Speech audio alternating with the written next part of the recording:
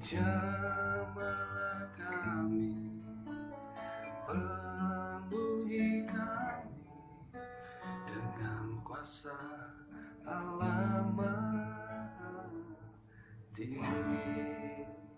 Salam semua, apa kabar? Bye-bye ya. Bye-bye lah, Natun nggak boleh cengeng-cengeng, letoy-letoy, lemah lesu.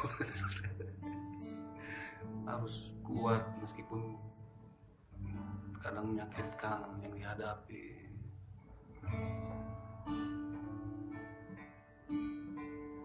Saya sedikit berbagi kesaksian ya, mungkin Tuhan menyelamatkan saya. Saya pecandu ya, pecandu dari SMP, pecandu narkoba semua. Bayangkan dari SMP gitu, kelas 1, mungkin karena ada apapun yang mungkin ada terjebak pergaulan bebas, cukup meski sebentar, mungkin SMP sampai SMA 6 tahun, tambahlah bilang 2 tahun, 8 tahun. Atau ya buat kalian lama tuh ya lumayan juga lah lama ya, sampai banyak lah. Tapi itu pun terus ya, itu orang tua yang pusingnya mungkin ya, dulu ya. Orang tua, teman-teman, semua orang tua lah susah.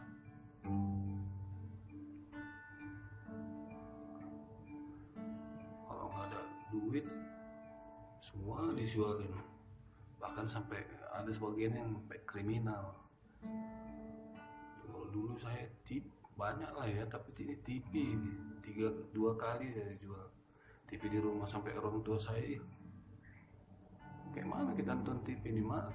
Kita rantai aja TV.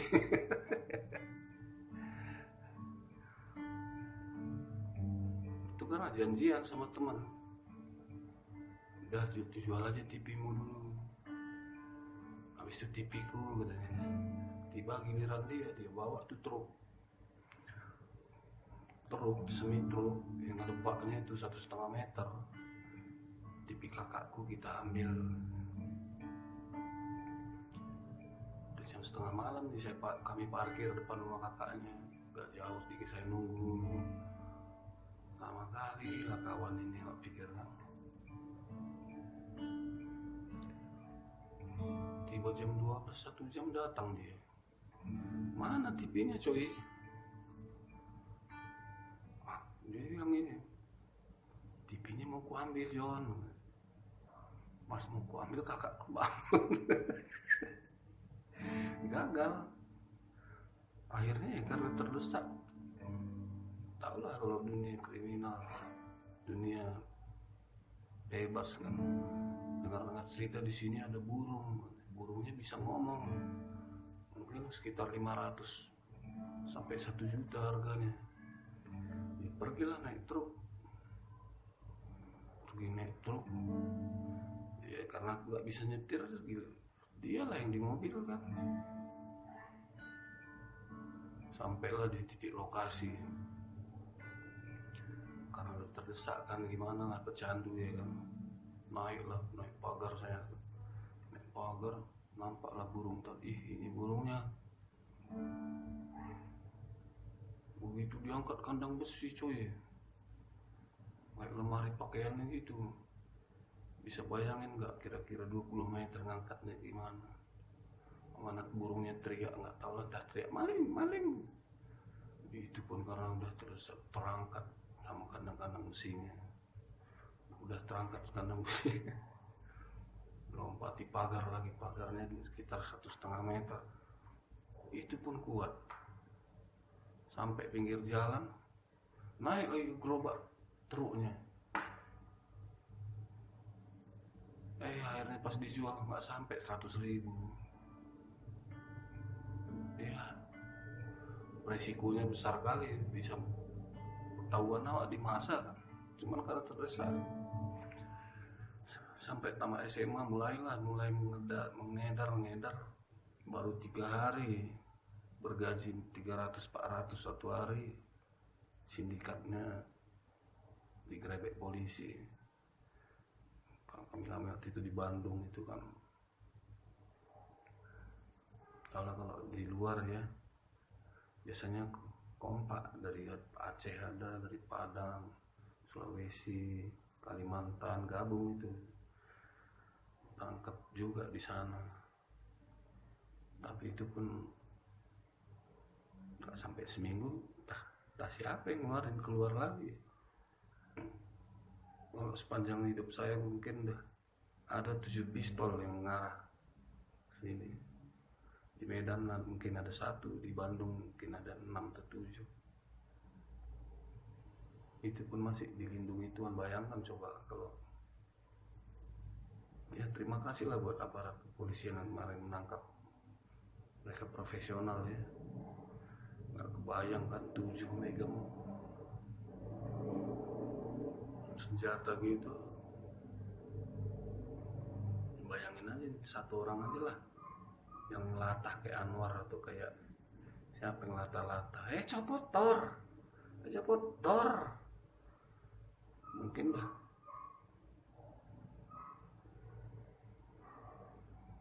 Tapi ya itu tadi, perlindungan Tuhan itu terus. Kalau saya pikir-pikir itu baik kali Tuhan itu sama aku gitulah.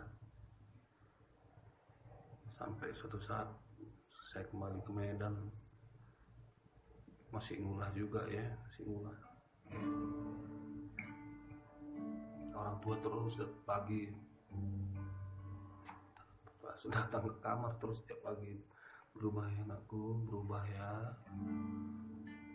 ya dalam nama Yesus. Ya saya kan masih main-main mungkin kan, iya aja. Sampai suatu saat datang gerombolan hamba Tuhan nih, datang 7 orang, ada 7 orang.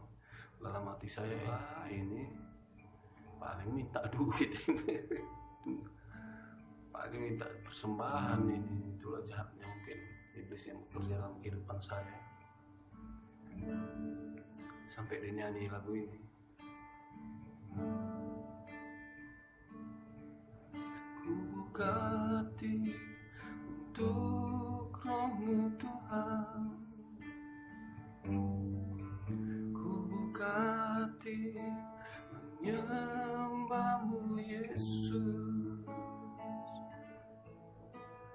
Jamahlah kami, penuhi kami dengan kuasa Allah Maha Tinggi. Langsung cecer nangis. Mungkin Roh Kudus langsung jamah. Gak pernah saya nangis begitu. Ini mungkin saatnya udah saya harus berubah. Gak boleh pakai lagi.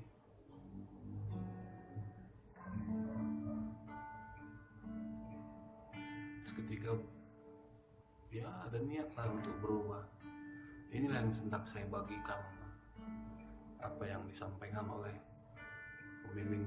pembimbing saya, kami ya dulu ya,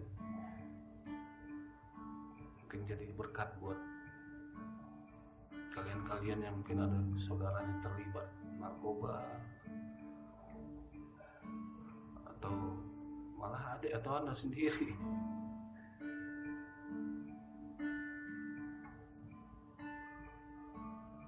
Kita akan nanti kita belajar, sebenarnya yang mau disampaikan hal-hal yang biasa yang sudah sering hamba-hamba Tuhan sampaikan, cuma entah kenapa saya tergerak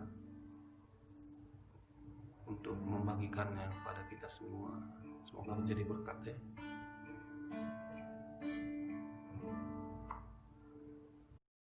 Baik, kita lanjut ya.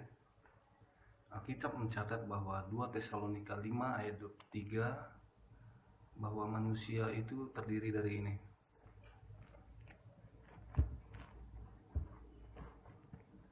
2 Tesalonika 5 ayat 23. Ini caranya agak aneh, maklumlah, peralatan perlengkapan. Atau gara-gara PSBB atau nanti kita coba lah, moga-moga Tuhan bukakan jalan, kita bongkar semua secara apa ya. Di Alkitab diajarkan bahwa manusia itu terdiri dari roh, tubuh, dan jiwa. Kita ke tubuh dulu ya. Tubuh itu apa? Ini semua yang membungkus kulit kita ini, masuk kulit, membungkus rambut kita ini, itu tubuh. Dengan jiwa adalah kita berpikir, berkehendak, berimajinasi, marah, senang, apalagi jiwa. Mungkin kalian sendiri pun tahulah jiwa itu seperti apa. Karena kalian kalau imajinasi gitu kan, tiba-tiba ada, misalnya kita lagi nonton di rumah, pada bunyi sandal tek tek tek, kita tahu itu sandal siapa, itu entah anak kita, istri kita, itu imajinasi.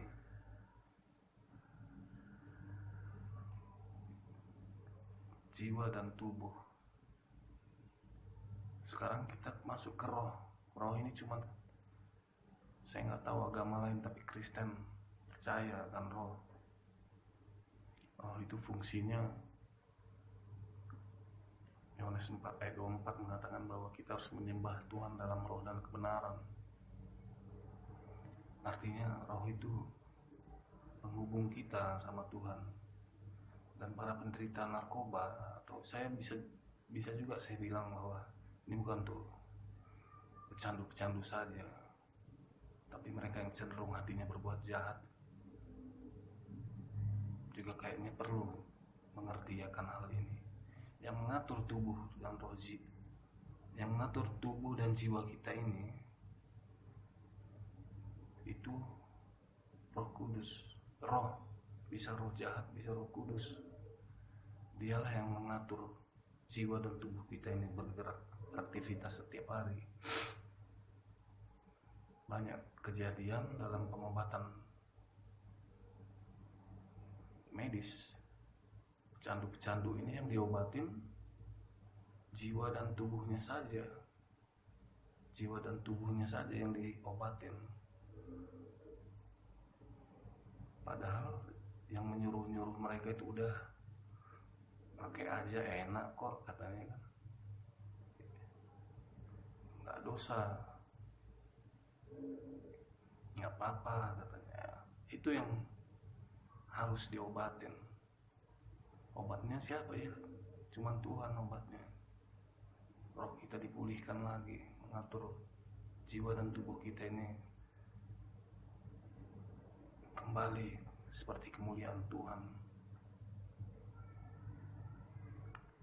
Jiwa dan tubuh banyak obatnya. Kalau roh, meski saya percaya ya, dokter-dokter ada yang percaya roh, tapi tidak sedikit juga yang tidak percaya akan roh. Dunia medis pun mungkin. Coba kalian ke apotek, saya beli obat lah, saya sering marah beli, biar saya beli obat roh lah, roh ketakutan biar nggak ada lagi. Nggak ada jual di apotek, nggak ada jual. Roh inilah yang harus dipulihkan. Tidak cukup tubuh dan jiwa itu, makanya mereka harus masuk rehabilitasi. Di situ mereka dibimbing, selain tubuh jiwanya diobati ya, rohnya harus diobati, terus disiram firman-firman. Iman timbul dari pendengaran firman Tuhan, diperbarui lagi. Nggak usah. Yang seperti saya bilang tadi, ini bukan soal pecandu saja, semua. Roma 3:23 mengatakan bahwa semua manusia telah berbuat dosa, rentan ya. Manusia pun gampang marah, gampang iri hati, dengki. Rentan manusia ini jatuh dalam dosa. Roh inilah yang harus kita pulihkan. Saya nggak peduli mau dari gereja manapun Anda, mau itu dari gereja suku, gereja karismatik, ortodok, nggak peduli. Yang jelas semua kita membutuhkan Yesus untuk memulihkan roh kita. Dan jangan Anda anggap hina candu narkoba, karena dosa bukan soal narkoba saja. Anda mau penuh kebencian pun dosa. Anda suka menjudi juga dosa, minum apa semua yang mempengaruhi itu roh kita. Itulah kita sangat perlu Tuhan memulihkan roh kita ini melalui firman Tuhan, melalui Tuhan sendiri yang mencurahkan pengampunan rohnya bagi kita. Kita diberinya kuasa, ya kan. Jadi kalau ada pecandu, kalian obati jiwa itu, menurut saya pribadi kurang cukup. Dan seperti yang saya bilang tadi, ini bukan hanya untuk pecandu saja, kita semua manusia yang rentan dosa perlu dipulihkan rohnya. Kita ingat dulu zaman Adam dan Hawa, mereka enak ya hubungan sama Tuhan, ngobrol baik, dekatlah. Di Alkitab kan ada kan, cuman Tuhan bilang jangan kau makan buah itu, nanti kau mati. Rupanya mereka makan buahnya, apakah mereka mati?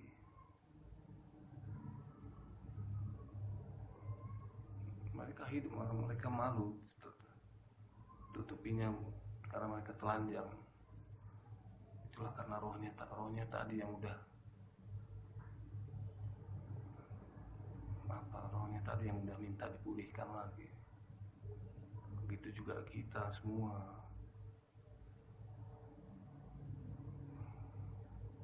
Kalau bicara roh gini ya, luar apalah, gimana, luas sekali, banyak sekali. Kalau Anda percaya, minta Tuhan memulihkan roh kita, agar roh kita dilahirkan kembali lagi, hidup kita dibarui lagi. Itu semua Tuhanlah yang mampukan. Pertanyaannya adalah, apakah Anda mau roh Anda itu dipulihkan?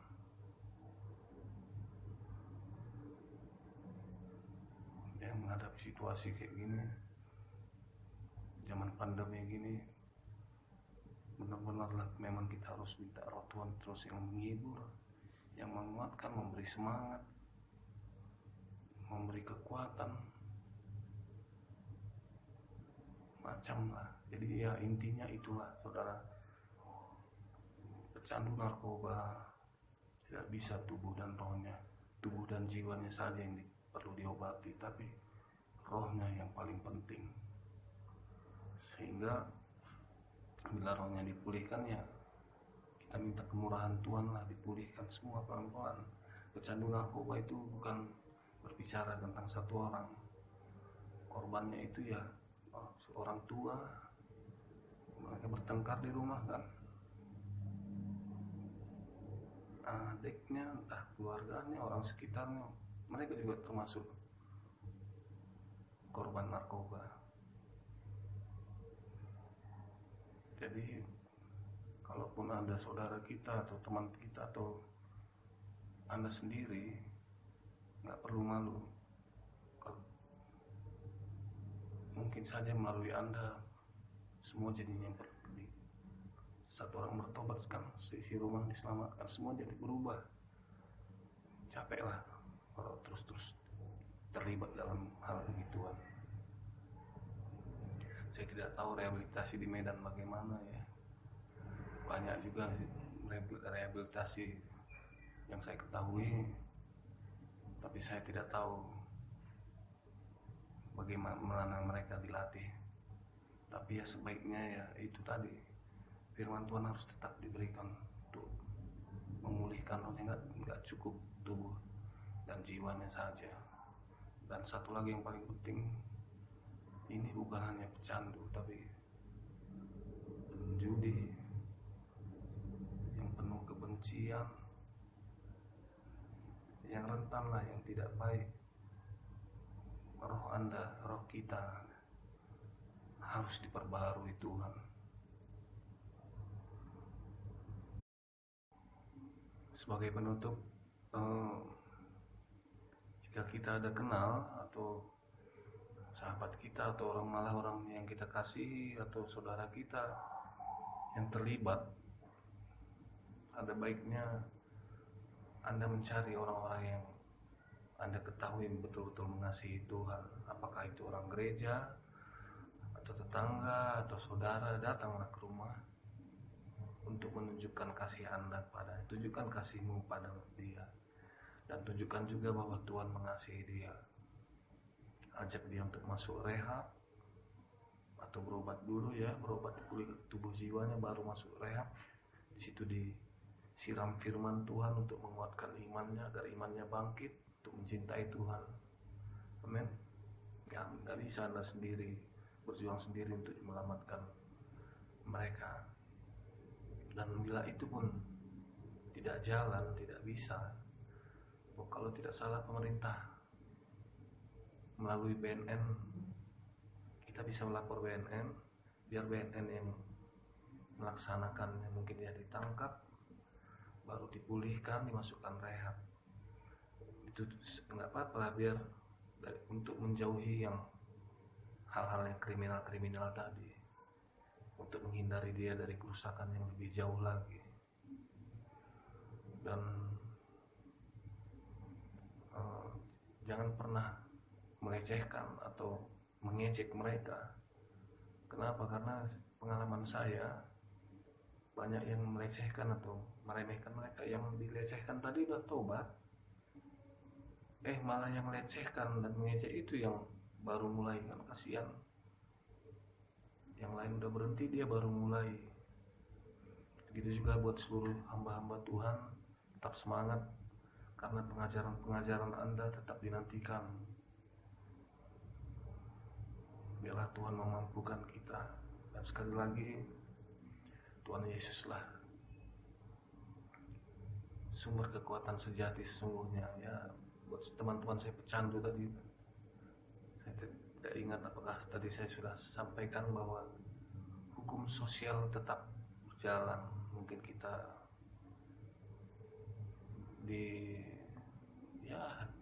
yang banyak hal-hal yang tidak enak ya, itu memang salah kita ya, kita terima aja. Biarlah Tuhan menghibur kita. Kita percaya Yesuslah hukum sejati bagi kita semua. Amin. Sekali lagi, Tuhan Yesuslah sebenarnya kenikmatan, kebahagiaan, kesukaan. Wah, banyak terlalu luas ya. Terima kasih. Tuhan memberkati.